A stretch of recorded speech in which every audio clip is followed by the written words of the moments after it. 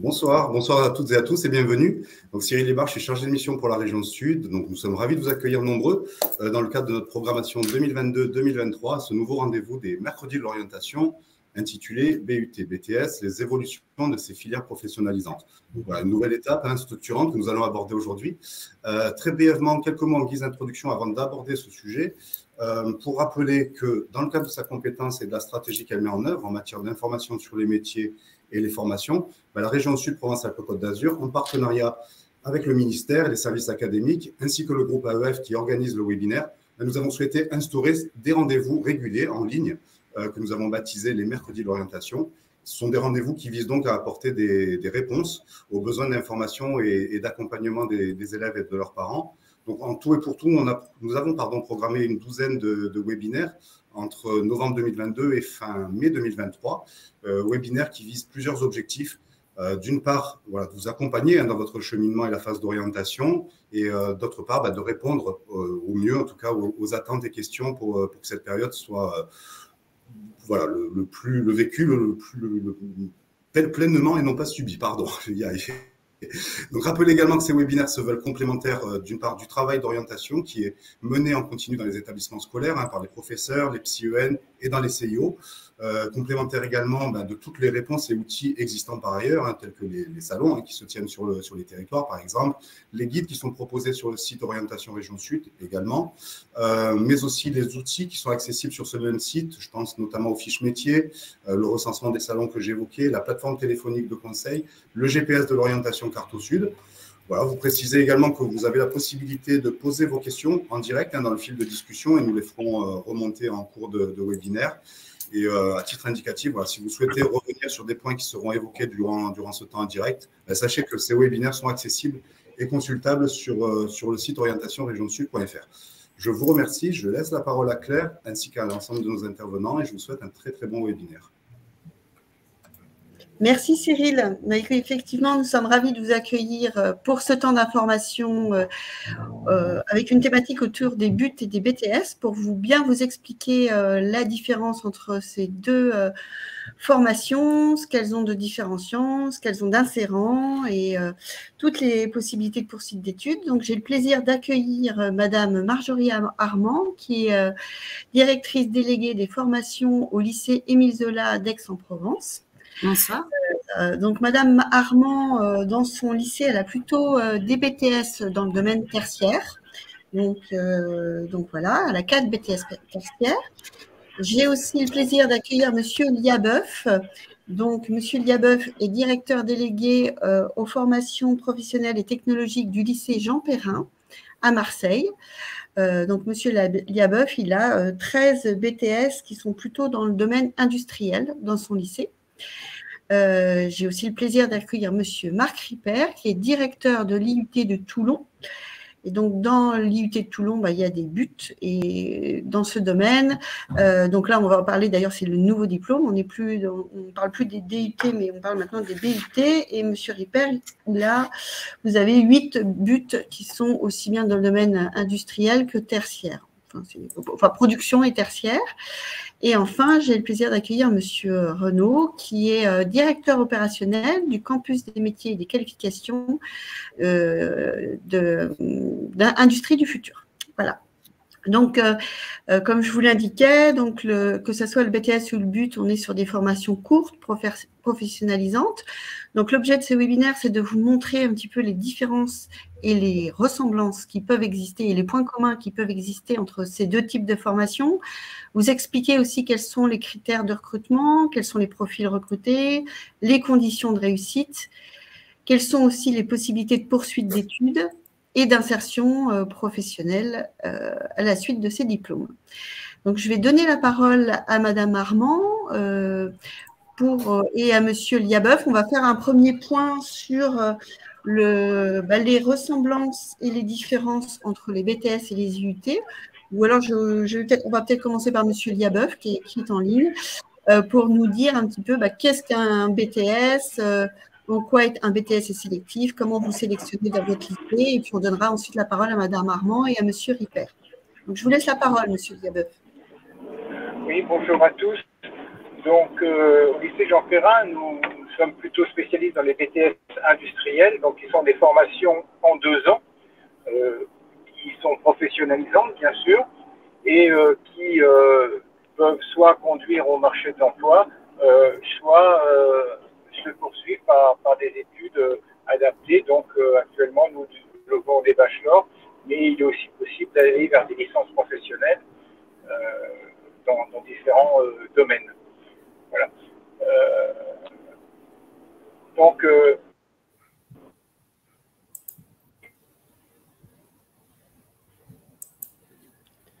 oui, ce qu'on avait vu avec Monsieur Liabeuf, enfin, Monsieur Labeuf, je ne sais pas si vous m'entendez, mais c'est qu'en fait, suivant la filière du BTS, c'était le BTS était plus ou moins sélectif. Vous m'aviez indiqué que suivant les BTS, les oui, tout à critères. fait. Alors, on parle de tout à fait. On parle de filières sélectives pour les BTS, mais je tiens quand même à souligner que pour ce qui est des BTS industriels, le recrutement fait que nous avons quand même la plupart du temps la place pour accueillir tous ceux qui demandent nos filières. Nous avons des filières qui restent malheureusement pas toujours pourvues de leur effectif à la rentrée. Donc, en fait, dans les BTS industriels, la sélectivité n'est pas aussi importante qu'on veut bien le laisser penser. D'accord, je vous remercie, Monsieur Labeuf. Madame Armand, est-ce que vous pouvez nous expliquer un petit peu dans votre établissement comment ça fonctionne? Alors, en termes de sélection, nous recrutons via Parcoursup. La sélection des dossiers se fait alors d'une part sur des éléments quantitatifs relatifs aux moyennes. Donc, nous prenons en compte les moyennes d'enseignement professionnel et le français, les maths pour certains BTS. Il y a des matières qui ne nous intéressent pas, comme le sport, par exemple, puisque nous n'avons pas de filière sportive. Et nous nous intéressons ensuite aux éléments qualitatifs, donc constitués par les appréciations qui sont données sur les bulletins, les absences, où effectivement les élèves absentéistes, c'est un petit peu compliqué de les intégrer après dans des sections de BTS. Et ensuite, nous accordons beaucoup d'importance aux projets de motivation. Donc, on aime bien que les futurs étudiants nous expliquent pourquoi ils ont envie de venir dans nos sections. Et puis, toutes les rencontres qu'on peut avoir avec eux au travers des portes ouvertes, des journées d'immersion, des forums, etc. Merci, Madame Armand. Monsieur Ripper, est-ce que vous pouvez nous expliquer au niveau de l'IUT pour les buts, comment ça fonctionne au niveau de… Alors, pour les BUT, on a le même fonctionnement que pour les BTS, hein, donc ce sont également des formations qui sont sélectives, mais il convient également de nuancer parce que, comme pour les BTS, les BUT industriels sont moins sélectifs que d'autres spécialités. Sur Toulon, on a certaines spécialités qui sont très sélectives, génie biologique par exemple, très sélective, technique de commercialisation également. Par contre, génie électrique, informatique industrielle, génie industriel et maintenance, dans une moindre mesure, génie mécanique et productique sont beaucoup moins sélectifs parce qu'on a moins de candidatures. Alors, on n'accepte pas tout le monde, mais malgré tout, il y a pas mal d'opportunités pour les candidats. D'accord, merci déjà pour ce premier aperçu. Est-ce que vous pouvez un peu nous parler du profil des élèves par rapport aux différents types de bacs à lauréat préparés, entre les bacs pro, les bacs techno, les bacs généraux, quels sont vos recrutements? Alors, je ne sais pas, Monsieur Liabeuf, je ne sais pas si vous nous entendez. Oui, je vous entends. Voilà, je remets la caméra. Excusez-moi. Non, je vous entends. Alors, donc, excusez-moi, j'ai oublié la question. Et je voulais savoir, par rapport aux différentes filières de bacheliers, les bacs généraux, les bacs techno, les bacs pro, pour vos BTS, quelles sont un peu les proportions, quels sont vos recrutements? Nous, on respecte donc les quotas qui nous sont donnés par le rectorat. Donc, nous recrutons, suivant les BTS, entre 35 et 50% de bacs professionnels. Ensuite, nous recrutons alors autour de 40% de bacs technologiques et le reste, c'est des bacs généraux. Donc aujourd'hui, il est plus compliqué d'intégrer un BTS avec un bac général, je dirais, qu'avec un bac technologique ou un bac professionnel. Ça, c'est devenu quelque chose qu'il faut prendre en compte au moment du choix du bac.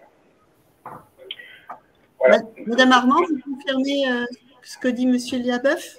Oui, tout à fait. Les quotas de bac pro, donc d'élèves issus de bac pro, pardon, varient selon les BTS. Donc nous, c'est entre 25% et 50%. Et les places restantes sont réparties entre les bacs techno et les bacs généraux, ainsi que aussi les étudiants qui sont en retour de fac ou qui reprennent des études parfois après une année de césure. Et Monsieur Ripper, alors en but, quels sont un petit peu vos recrutements? Alors à l'IUT, on recrute principalement des bacheliers généraux et des bacheliers technologiques, quelques bacheliers professionnels, mais c'est assez rare. Les candidats qui ont un bac professionnel, je les invite à contacter les responsables de formation pour présenter leur motivation et leur projet, parce que sinon ils risquent de ne pas être recrutés. Donc ça, c'est vraiment à la marge. Donc nous, on a des quotas également qui concernent les bacheliers technologiques. On doit accueillir 50% de bacheliers technologiques dans nos formations, à l'exception de quelques spécialités de BUT pour lesquelles il existe des dérogations au niveau national lorsque le vivier de bachelier technologique est insuffisant. Dans les faits, dans le tertiaire, on arrive à peu près à avoir 50% de bacheliers technologiques, parce qu'il y a un vivier de bachelier STMG qui est relativement important.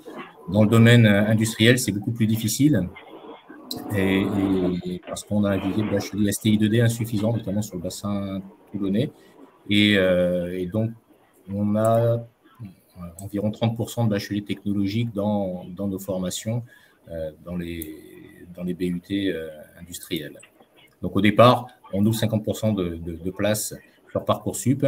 Et puis, dès qu'on a épuisé les listes des candidats technologiques, on bascule des places, on transfère des places vers les bacheliers généraux. D'accord, merci. Est-ce que vous pourriez nous indiquer tous les trois quelles sont les conditions de réussite, donc pour les conditions de réussite pour obtenir le BTS et le BUT?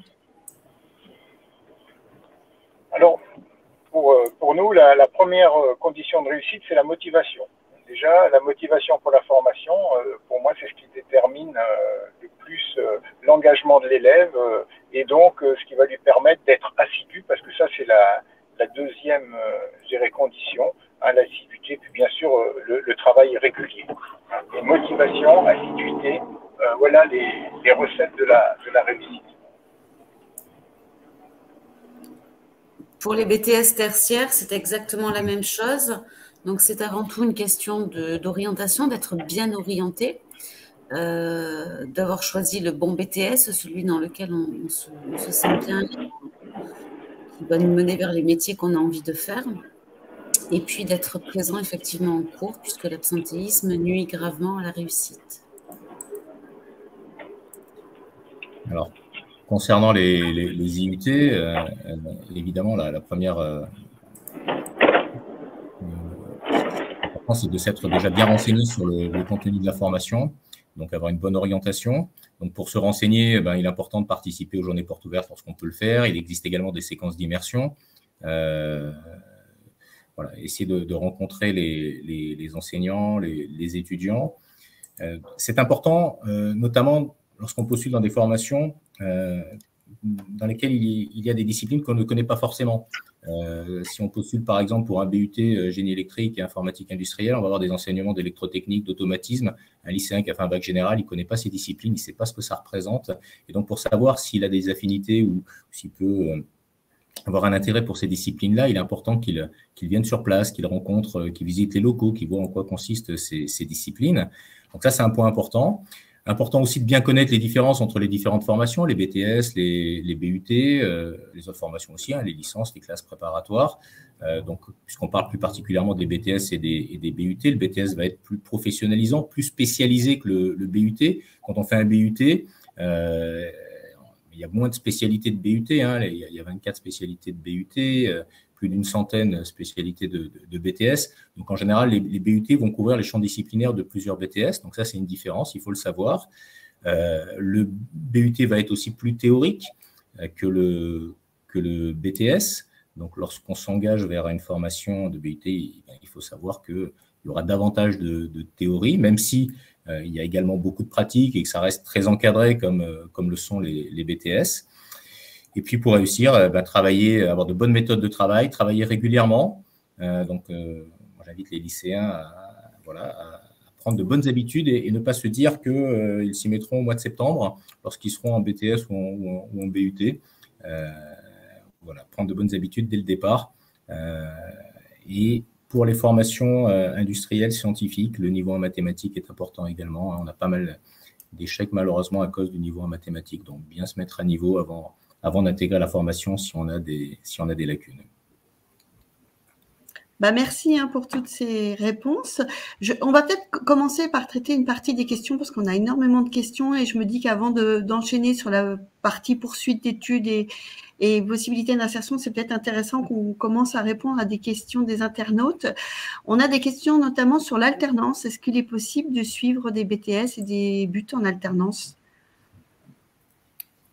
Et est-ce que vous avez des entreprises partenaires? Parce que ça fait partie des questions. Alors, sur le lycée Zola, nos 4 BTS sont proposés en alternance. Donc, le BTS gestion de la PME est un petit peu à part parce qu'on a un groupe dédié sur ce BTS-là. C'est-à-dire que le groupe d'alternants est complètement distinct du groupe d'étudiants. Sur les autres BTS, les apprentis sont intégrés dans la classe, c'est ce qu'on appelle la mixité de public. Et donc, ils ont un emploi du temps adapté qui leur permet d'aller en entreprise 2 jours par semaine, ainsi que durant les vacances scolaires et les périodes de stage. 3 semaines, ils sont avec les étudiants au lycée. Au niveau des entreprises, nous travaillons quand même depuis quelques années maintenant sur l'apprentissage. Nous avons quelques entreprises qui prennent des apprentis régulièrement et nous travaillons avec le GRETA qui se charge de la mise en relation entre les entreprises et les étudiants. Et au niveau des buts, est-ce qu'il est donc possible de faire des buts en alternance? Alors, tout à fait, c'est également une possibilité. Donc, les BUT sont des formations en 3 ans. Il est possible de faire de l'alternance soit sur la dernière année, soit sur les 2 dernières années, soit sur les 3 années. Sur Toulon, on propose de l'alternance sur les 3 années en BUT Génie électrique informatique industriel, Génie industriel et maintenance et métiers du multimédia et de l'Internet. On propose de l'alternance à partir de la 2e année en technique de commercialisation, gestion des entreprises et des administrations. Alors, gestion des entreprises et des administrations, c'est sur 2 sites, sur le site de la Garde et sur le site de Draguignan. Sur les 2 sites, l'alternance est possible à partir de la 2e année. Et on envisage d'ouvrir de l'alternance en 3e année en génie biologique et génie mécanique et productique. Évidemment, on a également des entreprises partenaires. Donc la recherche d'entreprise ne doit pas être forcément un obstacle à la candidature en alternance. Il nous arrive même d'avoir des entreprises qui parfois n'arrivent pas à recruter de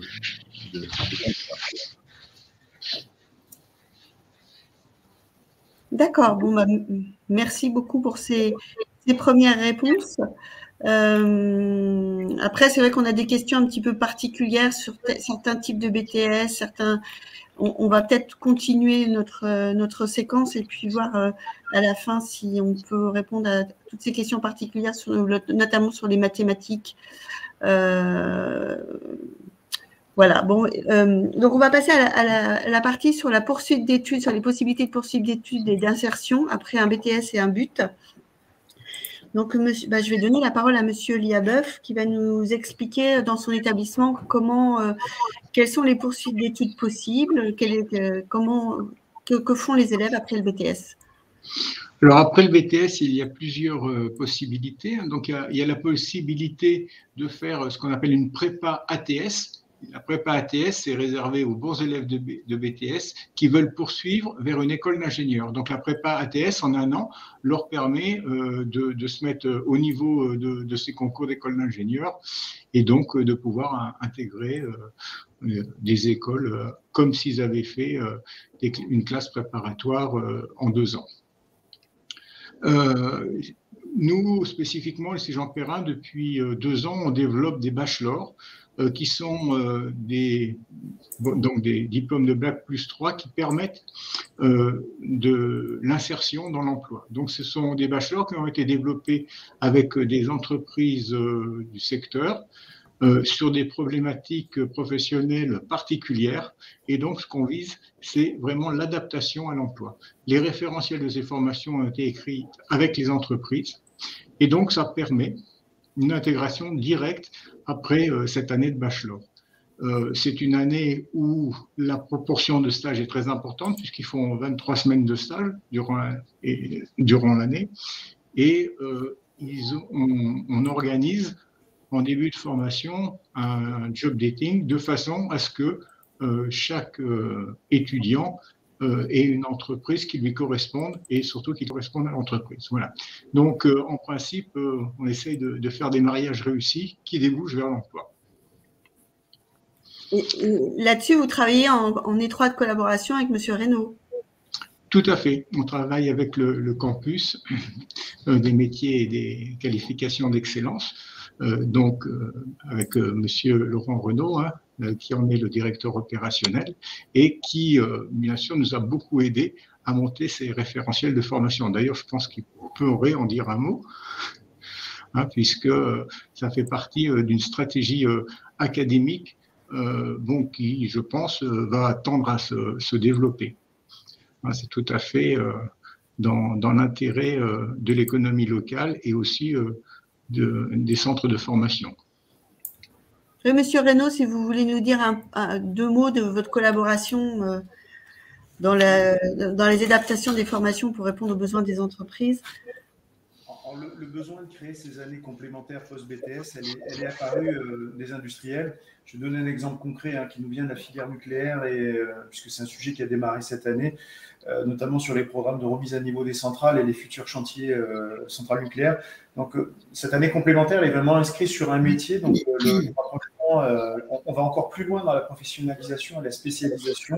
Là, on est sur un métier de projeteur installation générale, donc toute la partie tuyauterie centrale nucléaire. Donc, le vivier, c'est différents BTS de filière industrielle. Et le mariage était important, comme le disait Joël, sur cette partie-là, puisque c'est vraiment le pré-recrutement pour les entreprises, d'où la forte période d'alternance qui est programmée.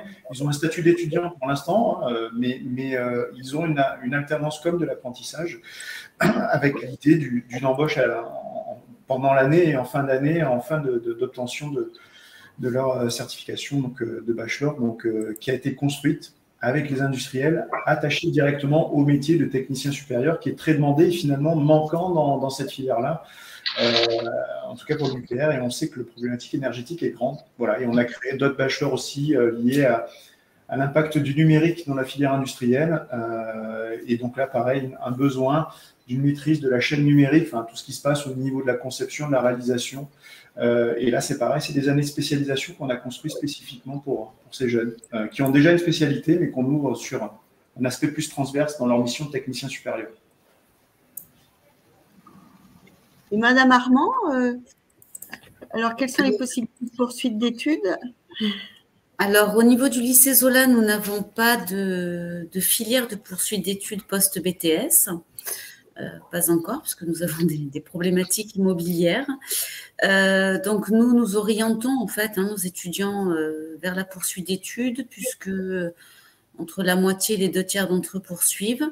Donc, vers des licences professionnelles, vers la prépa ATS aussi, qui a une filière éco-gestion pour ensuite préparer les concours des écoles de commerce et de management. Vers des retours aussi à la fac. Voilà, donc on a des profils de poursuite d'études divers et variés, mais la majorité des étudiants poursuivent leurs études, mais à l'extérieur de Zola par contre.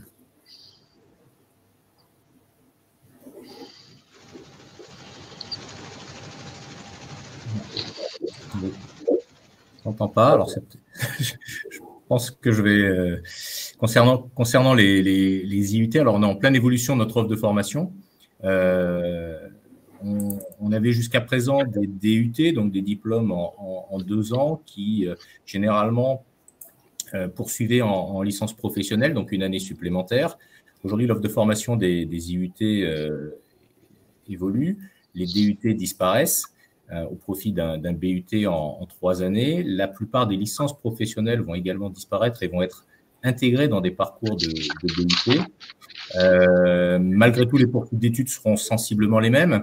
Donc, c'est vrai qu'on avait très peu d'étudiants qui s'arrêtaient après le DUT. La plupart souhaitaient faire au moins un bac+3, donc faisaient une licence professionnelle. Donc, aujourd'hui, le nouveau diplôme est adapté à ce souhait des étudiants. À l'issue du BUT, plusieurs possibilités, soit faire donc une insertion professionnelle, on en parlera probablement tout à l'heure, soit faire des poursuites d'études en master par exemple, alors éventuellement en faisant une 3e année, un L3 avant le master, ça va dépendre des formations.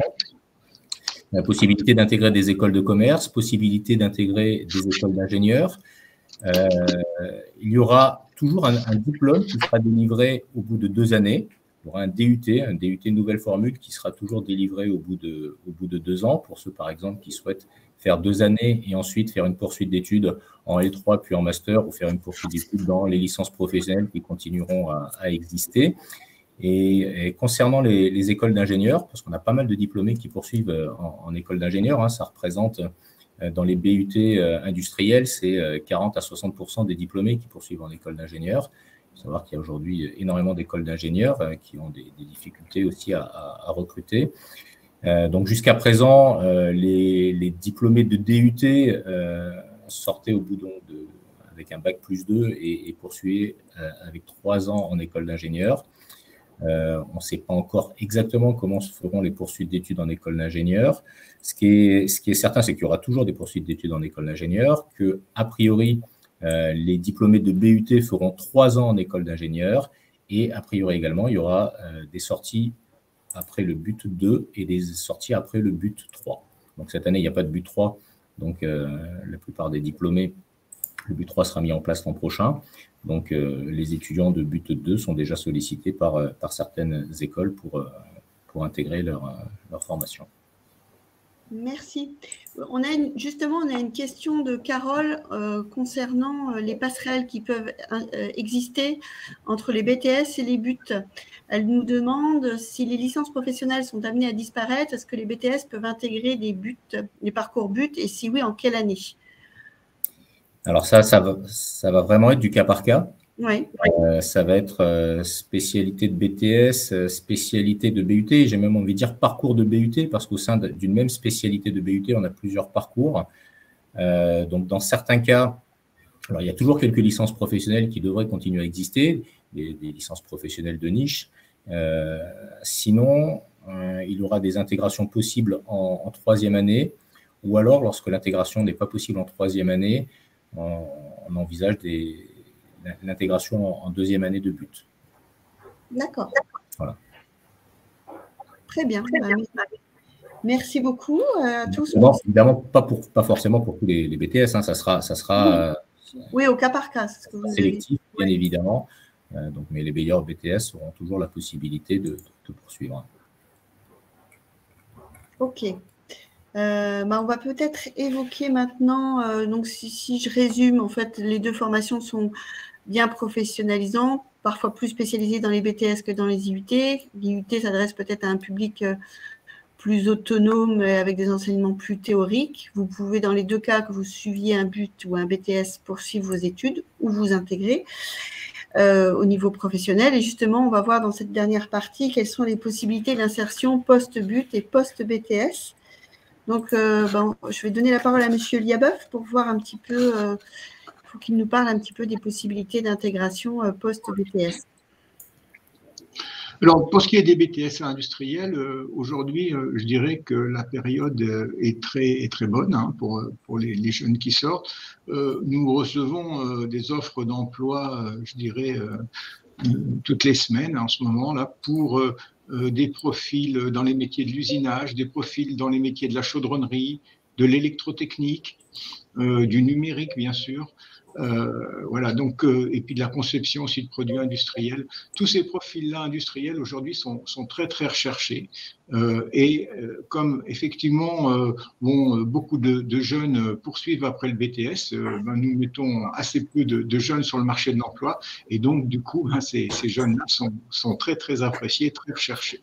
Voilà, donc, avec un BTS industriel, il n'y a aucun souci d'intégration sur le marché de l'emploi actuellement.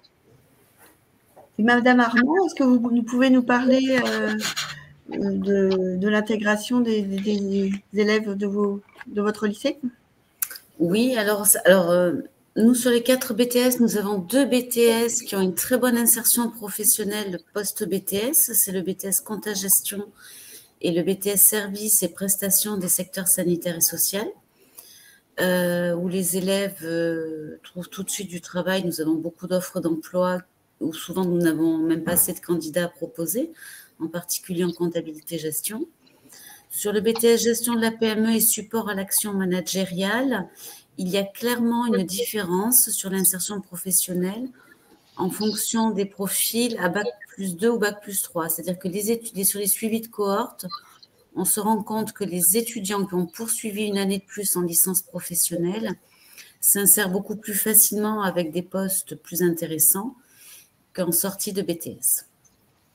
Donc, voilà, on a 2 BTS avec lesquels on peut sortir vraiment directement et trouver un emploi, et 2 autres sur lesquels il vaut mieux poursuivre quand même une année supplémentaire. Oui, Monsieur Ripert, par rapport aux étudiants qui ont fait un but. Alors, concernant donc les étudiants qui font un but et qui souhaitent faire une insertion professionnelle assez rapide, en général, donc c'est une insertion à Bac+3. Alors aujourd'hui, le marché de l'emploi se porte plutôt bien, donc il n'y a pas de difficulté d'insertion professionnelle pour nos diplômés. Ils ont suivi une formation qui est professionnalisante, donc pas de problème particulier. Et puis, je rejoins ce que disait M. Diabeuf concernant les formations industrielles, où là, les opportunités sont encore plus importantes. Effectivement, il y a des offres d'emploi à Bac+2, à Bac+3, à Bac+5, et donc énormément d'opportunités pour les jeunes qui s'orientent dans ces voies. Les entreprises n'arrivent pas à recruter, et paradoxalement, il n'y a pas forcément énormément de jeunes qui s'orientent non plus vers les formations industrielles. Voilà, alors il y a mon travail avec en plus des salaires qui généralement sont tout à fait intéressants. Ben justement, on va parler de l'industrie dans la région sud avec M. Reynaud, qui va nous dire un petit peu, il va peut-être nous expliquer ce qu'est un campus des métiers et des qualifications, parce que ce n'est pas forcément connu du grand public, et puis nous expliquer un petit peu tout ce qu'il met en place par rapport à cette insertion. Expliquer un campus, c'est pas forcément évident parce qu'on pense à un lieu incarné. Donc la notion de campus, pour expliquer un petit peu à tout le monde, donc c'est plutôt un dispositif. On est une association qui regroupons plusieurs organismes de formation. Le lycée Jean Perrin en fait partie. On a été créé par la région Provence-Alpes-Côte d'Azur, la région académique et également les industriels. Donc Industrie Méditerranée qui regroupe un certain nombre d'industriels. C'est une association de branches professionnelles. On a parmi nos membres Airbus, on a Thales, on a des grands industriels comme EDF, des plus petits comme le groupe SNEF, on a Dassault Systèmes. Donc, on a un certain nombre d'industriels et l'idée de ces campus des métiers tels qu'ils ont été voulus par l'État, c'est de rapprocher cette problématique entre le monde économique et la formation, chose qui existe déjà, puisque les diplômes, notamment les IUT, ont toujours eu une part de coloration par rapport au territoire, les BTS également. Je donnerai l'exemple de Jean Perrin sur la plasturgie, par exemple, qui est très orienté composite parce que le territoire est plus dans cette dynamique-là que plastique. Donc, on a ces possibilités-là et finalement, la vocation du campus, c'est d'encore davantage répondre aux besoins du territoire. Nous, au sein du campus, on a 3 grandes filières qui sont portées. Bon, l'aéronautique avec Airbus Hélicoptère. Là, ça renvoie, par exemple, sur la spécialisation de sites industriels d'Airbus en Europe, à des compétences et une demande très très forte dans les domaines de la mécanique et l'usinage. Donc Joël l'a cité tout à l'heure, mais on a une véritable problématique au niveau des métiers d'usineurs et Airbus Hélicoptère donc, ne trouve personne pour usiner des pièces. Donc il y a des meilleurs ouvriers de France dans ces domaines-là. Il y a cette dimension-là et souvent ce sont des profils recherchés qui auront fait un parcours de bac professionnel et BTS, CPRP ou bac technologique et BTS de l'usinage. conception, l'acronyme, excusez-moi, on en a plein dans l'éducation nationale et ailleurs. Donc, les BTS de l'usinage qu'on peut retrouver sur le lycée Jean Perrin, lycée Rouvière à Toulon, qui sont des partenaires, les Eucalyptus à Nice, on a Martigues, etc. Donc, plusieurs établissements qui proposent et qui font des véritables experts sur machines-outils et indispensables. On a aussi comme partenaire la filière microélectronique. Donc, on a ST Micro, peu connu dans la région, mais qui est l'un des plus grands industriels et fabricants de microcontrôleurs, avec un site de production avec 3000 salariés près de Rousset. Donc, dans le cadre des annonces du président de la République et France 2030 et de l'Europe, c'est quand même de refabriquer du composant électronique. ST a d'ailleurs agrandi son site de production. Il vient d'acheter 12 000 m² supplémentaires, donc de salles blanches et des salles où on fabrique de l'électronique complémentaire pour augmenter ses capacités, un petit peu à l'image de ce qui s'est passé sur Grenoble. Donc, on a une transformation industrielle où dans ces salles blanches, par exemple, on a des métiers d'opérateurs qui tendent parfois à être remplacés par des robots. On automatise beaucoup l'industrie, mais l'humain est toujours présent et on a besoin d'humains aussi en capacité d'être des techniciens en fait polyvalents. Donc ça, c'est intéressant au niveau des bachelors et des techniciens aussi qu'on fait, donc des spécialistes et des polyvalents. On a besoin d'avoir cette bivalence au niveau des techniciens supérieurs. Et des ingénieurs. Donc voilà, une entreprise comme ST Microélectronique, c'est 50% d'ingénieurs et de R&D, mais le reste se répartit pour moitié avec des techniciens supérieurs et des opérateurs. Donc c'est important d'avoir des gens de très haut niveau dans chacun de ces domaines. Ensuite, l'autre grande filière que l'on porte, c'est la filière énergétique. Donc, peu connue en région. On a toute l'ingénierie nucléaire qui est basée à Marseille et toute la filière et les grands donneurs d'ordre sont souvent associés. Donc, on n'a pas directement de centrale nucléaire à part le Tricastin qui est à la frontière de la région. Et puis, les grands chantiers, bien évidemment, du futur avec ITER et le CEA. Mais voilà, on a aussi toute l'ingénierie nucléaire et tout un tas de métiers. C'est pour ça qu'EDF était venu nous voir pour la filière sur un métier où ils ne trouvent personne. Ils ne savent pas où recruter les gens. Et donc, comme l'évoquait tout à l'heure Joël, et je pense que ça fait écho aussi avec l'IUT, dans les métiers de l'industrie, de façon générale, on ne sait pas recruter. Alors, je vais donner un exemple. On mesure ça comme l'attractivité. Vous prenez le BTS aéronautique, les jeunes sont souvent attirés par l'aéronautique. Ils vont dire, bah, tiens, pour aller dans l'aéro, je vais faire un BTS aéro. Il y a 16 demandes d'une place en BTS aéronautique pour le lycée Pierre Mendès France. Donc, très forte pression. Mais in fine, vous voulez faire l'aéronautique, vous allez être usineur et vous allez fabriquer des boîtes de transmission d'hélicoptères. Vous allez sur un BTS à Rouvière, et puis c'est très proche de Toulon aussi avec l'école Citec, pour faire les traitements des matériaux. On a besoin de traitement des matériaux sur les pièces mécaniques. Donc, un BTS traitement des matériaux, un parcours aussi Citec sur les matériaux à Toulon. Donc, en fait, il y a tout un tas de métiers dans cette industrie, et des fois, il ne faut pas être focusé sur un mot qui peut paraître à la mode ou enfermant, en fait. Et il y a beaucoup de passerelles qui existent. Si dans le campus industrie, on a à la fois Airbus, ST et également EDF, c'est parce qu'il y a des points communs dans ces filières-là.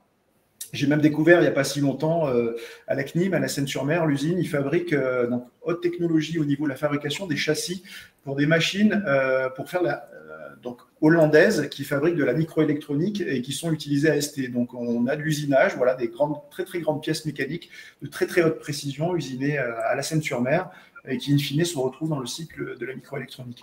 Voilà, donc l'industrie, c'est énormément de métiers on renvoie souvent l'image dans les médias de la haute gastronomie avec les meilleurs ouvriers de France, etc. Donc on est là pour les BTS et le niveau technicien supérieur, c'est un niveau qui est très recherché au niveau des industriels.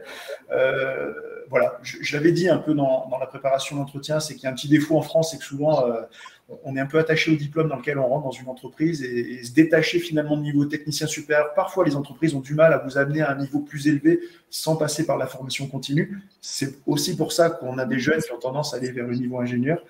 Mais néanmoins, ça tend à changer parce que même un grand groupe comme EDF a embauché des ingénieurs pour faire du boulot de technicien. Ils se retrouvent à avoir une grande volatilité de personnel et ils préfèrent finalement les garder en tant que techniciens capables de maîtriser un métier et de les faire progresser parce qu'il y a une culture d'entreprise aussi qu'ils souhaitent partager. Donc voilà, donc c'est vraiment une entreprise qui se transforme, qui évolue, qui a besoin de beaucoup de compétences transversales et beaucoup aussi de savoir-faire métier. Voilà, donc le savoir-faire métier est important et parfois dans mon parcours de formation, on a pu les négliger. La technique est importante, y compris au niveau ingénieur, on ne peut pas avoir que des généralistes, voilà, pour l'industrie. Merci beaucoup, Monsieur Rignot. Et ben, si vous voulez, je vous remercie tous pour vos différentes interventions. On va peut-être un petit peu déborder, je dis ça pour les internautes pour qu'ils soient rassurés. On va bien sûr regarder leurs questions et passer un petit peu de temps à répondre à leurs questions. On a une question notamment de Muriel sur la réorientation. Est-ce qu'il est possible de se réorienter après un BTS ou un BUT? Est-ce qu'il est possible d'intégrer l'université ou un master, enfin une licence après après un BTS ou un master après un BUT? Est-ce que vous pourriez lui répondre? Est-ce que vous connaissez un petit peu les passerelles qu'il peut y avoir après un BTS et un BUT en université? On en a un petit peu parlé, mais… Alors, ça dépend du BTS et ça dépend de la filière choisie à l'université. Si on fait un BTS comptabilité-gestion et qu'on veut repartir en AES, par exemple, en administration économique et sociale, généralement, les bons dossiers intègrent la L2. Si après, c'est pour repartir en fac d'anglais, par exemple, ça sera un retour sur la licence 1. Peut-être M. Ripper peut valider ou pas mes propos. Voilà, ça dépend du dossier de BTS et de la filière choisie. D'accord. Oui, M. Ripper, c'est… Ouais. Et alors, concernant les BUT, oui, la poursuite d'études en master est tout à fait possible. Alors, soit directement après le BUT intégrer le master, soit passer d'abord par une L3, si entre le contenu du master et le contenu du BUT, il y a un certain nombre de différences. Mais ça fait partie, effectivement, des poursuites d'études qui sont possibles. D'accord. On a même des partenariats avec certaines composantes de l'université. On met en place des conventions, justement, pour faciliter les passerelles. Alors, j'ai une question, c'est concernant justement, M. Ripper, votre IUT. Est-ce qu'il y a des partenariats, est-ce qu'il y a des contrats d'alternance entre votre IUT et l'armée? Alors, l'armée, on travaille beaucoup avec… donc il y a une base navale sur Toulon. On travaille beaucoup, notamment avec Naval Group, qui est un acteur économique incontournable sur le bassin toulonnais, et avec d'autres entreprises, oui, du domaine militaire, soit des sous-traitants de Naval Group, soit d'autres entreprises qui sont dans le domaine de la marine ou de l'aéronavale. D'accord. Si je peux apporter un petit complément, alors ce n'est pas l'IUT, mais sur le lycée Rouvière à Toulon, et d'ailleurs si vous allez sur l'ONICEP, les BTS ont un partenariat avec la Marine nationale, notamment pour les parcours atomiciens. Donc certains BTS, donc c'est vraiment une culture marine, ils n'ont pas de coloration particulière au niveau des cours, mais après ils partiront à Cherbourg si leur parcours militaire en fait se passe bien. Donc le lycée Rouvière propose ce type de parcours, avec une coloration Marine nationale et un partenariat fort, notamment sur la partie atomicien. Chez nous, le partenariat se traduit notamment par l'apprentissage. Voilà, on a beaucoup d'apprentis qui travaillent chez Naval Group notamment. On a une question, je pense que oui, les internautes, il y a Linda qui nous demande est-ce qu'on peut faire un point entre, je pense, distinguer le bachelor de la licence professionnelle du BUT. Est-ce qu'on peut un peu expliquer aux internautes les différences? Le bachelor que nous développons, il a la vocation de l'insertion professionnelle. D'accord ? Ce n'est pas du tout une vocation de poursuite d'études. Voilà. Bon, sinon, c'est un titre qui est en train d'être, qui a été déposé à RNCP, donc pour être certifié au niveau 6 comme une licence professionnelle. Mais sans dans les bachelors, c'est pour percer un petit peu l'abcès, c'est beaucoup de marketing. Je vais vous le faire un peu clair. Il y a le grade de licence, il y a le LMD, le système européen. Donc, on est rentré dans le système LMD. Les écoles de commerce ont beaucoup porté le grade bachelor avec une connotation internationale, notamment les écoles issues des chambres consulaires, CCI, Kedge, pour ne pas les nommer. Voilà, on rentre dans le schéma LMD, donc le schéma européen, licence, master, doctorant. Ce schéma-là, donc, s'est transformé comme ça, donc avec l'université qui a réagi. Les écoles d'ingénieurs proposent des bachelors. Centrale Méditerranée va en proposer un sur Nice, etc. Seule l'université octroie le grade de licence, voilà, au titre de la licence grade niveau 3. l'approche que l'on a avec les lycées, c'est variable. On a un bachelor qui est en partenariat avec l'École des Arts et Métiers d'Aix-en-Provence. Ça, c'est sur... voilà, donc nous, on l'a fait en partenariat. Enfin, en tout cas, quand on construit, c'est peu importe l'idée. Ce qu'on recherche vraiment dans les lycées et ce qu'on a voulu monter, c'est l'insertion professionnelle. J'allais dire même au niveau de l'emploi dans l'industrie, il y a le niveau technicien supérieur. Finalement, le niveau licence est entre guillemets presque pas reconnu au niveau salaire. C'est le niveau Bac plus 2. Il y a eu des grands débats avec les branches professionnelles. Il y a le technicien supérieur et il y a l'ingénieur. Voilà, il y a ce niveau-là. Donc le terme de bachelor, voilà, il y a un terme un peu marketing au tout départ. Voilà, même dans le dictionnaire, il n'existe pas ce mot. Voilà, l'idée, c'est le schéma LMD.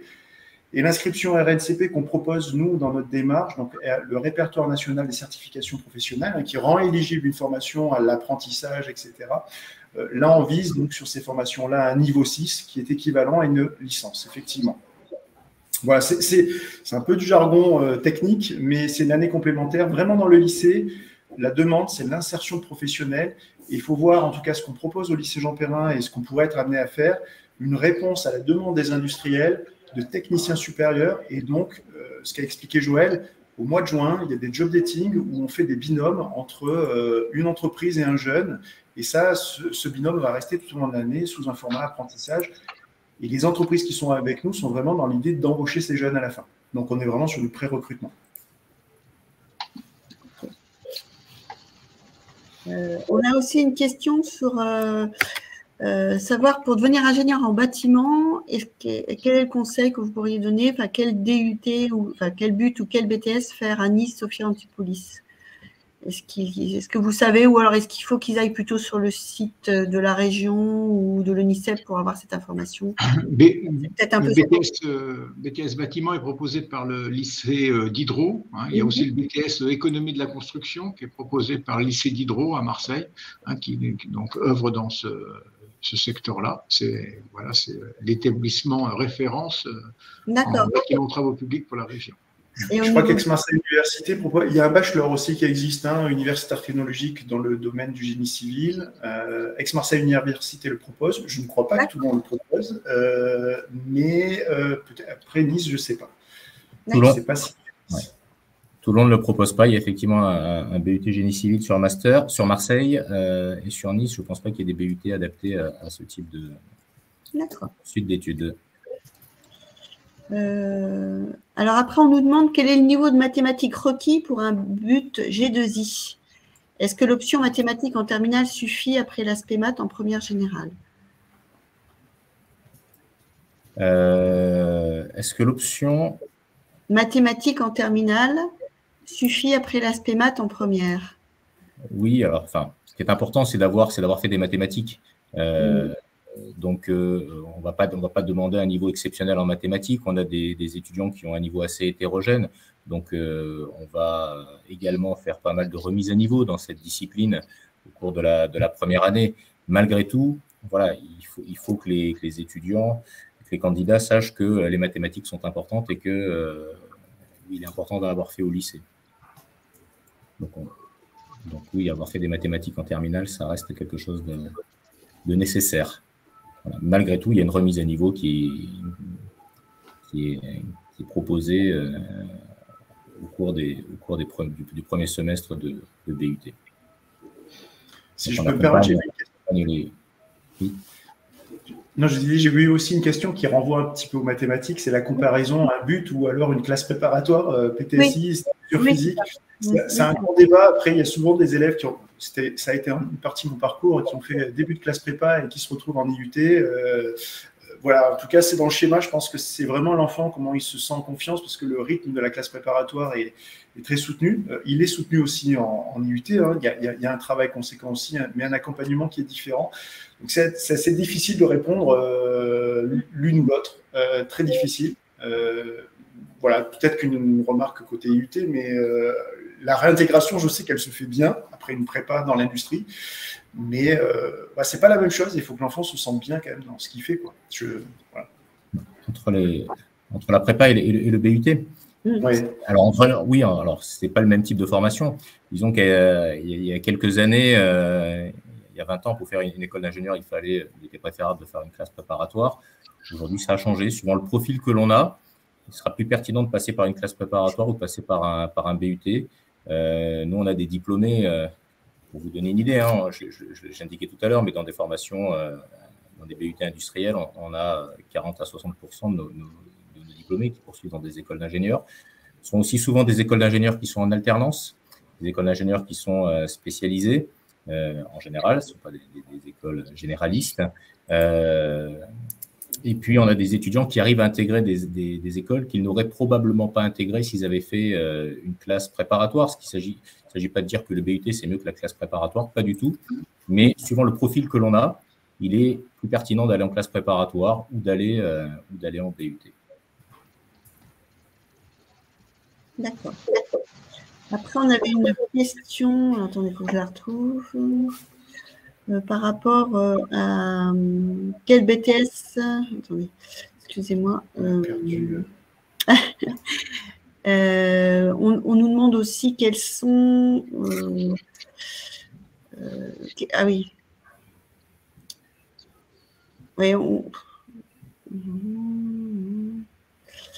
quels sont les BTS pour aller vers la filière droit? Par exemple, pour devenir notaire, est-ce qu'il y a des BTS à recommander?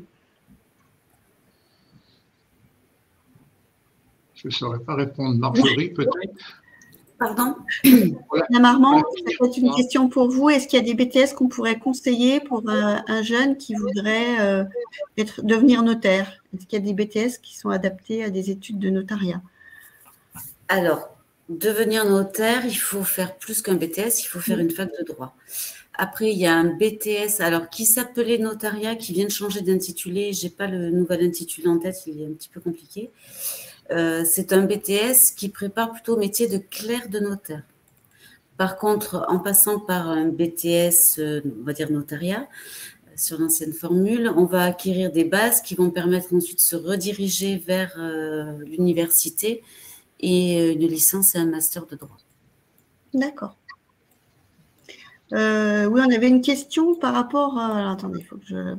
On a beaucoup de questions, donc je suis désolée, je prends un petit peu de temps, mais on avait une question par rapport à… Voilà, un jeune qui voudrait travailler dans le domaine d'électricité énergétique concernant, donc je pense qu'il se pose la question de savoir s'il faut faire un BTS ou un BUT. Marjorie, je ne sais pas, mais moi, j'entends plus du tout de son. Vous m'entendez pas? Oui. Si, on entend toujours. Ok. D'accord. D'accord. Et concernant une question pour les d'études dans le domaine électrique et énergétique, un jeune qui, a priori, fait un bac STI 2D, quelles sont ses chances par rapport à ce domaine d'études, en BTS ou en BUT? Ah oui, tout à fait. Hein. Enfin, il existe un BTS électrotechnique, donc qui prépare au métier de l'électricité. Hein, mais donc, il y a aussi l'IUT GE2I qui prépare, on va dire, au même métier. Après, bon, c'est une question de positionnement par rapport à son niveau, par rapport éventuellement à un souhait de poursuite d'études longues ou pas. Voilà, c'est… Là, sans voir de dossier, c'est difficile. Oui, bien sûr. Oui, c'est un peu abstrait.